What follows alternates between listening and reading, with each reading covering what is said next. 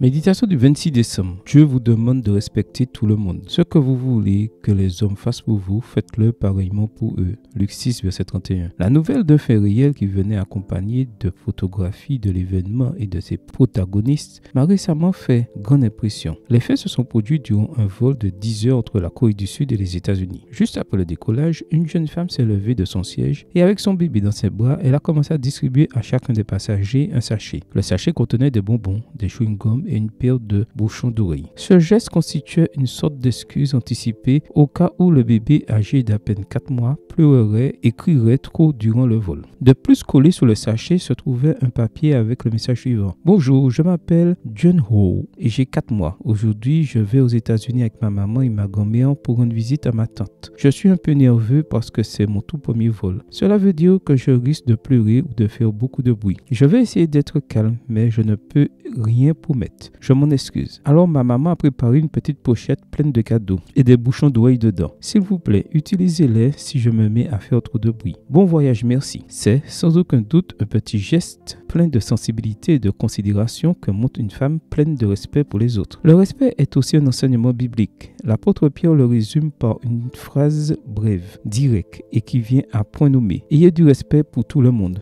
1 Pierre 2, verset 17, version parole de vie. Et c'était une règle d'or pour Jésus. Ce que vous voulez que les hommes fassent pour vous, faites-le pareillement pour eux. Pour les disciples du Christ, il n'y a pas d'autre voie que celle du respect pour tout le monde. Que nous les connaissions ou non, qu'ils nous plaisent ou non, qu'ils soient agaçants ou apaisants. Nous réclamons nos droits si facilement et si rapidement et oublions ceux des autres si souvent. Respecter est toujours prendre la liberté de l'autre en compte et détecter le moment où nous la violerions. Abstenons-nous donc de le faire. Cela requiert la sensibilité que Dieu nous donnera si nous la lui demandons. Respectons l'autre parce que le Dieu qui nous a créés nous respecte aussi. Il respecte notre liberté, notre valeur et il nous enseigne ainsi à montrer dans notre comportement ce même respect qui est un reflet de son caractère sensible et aimant. Amen. Bonne journée à vous et que le Seigneur vous bénisse.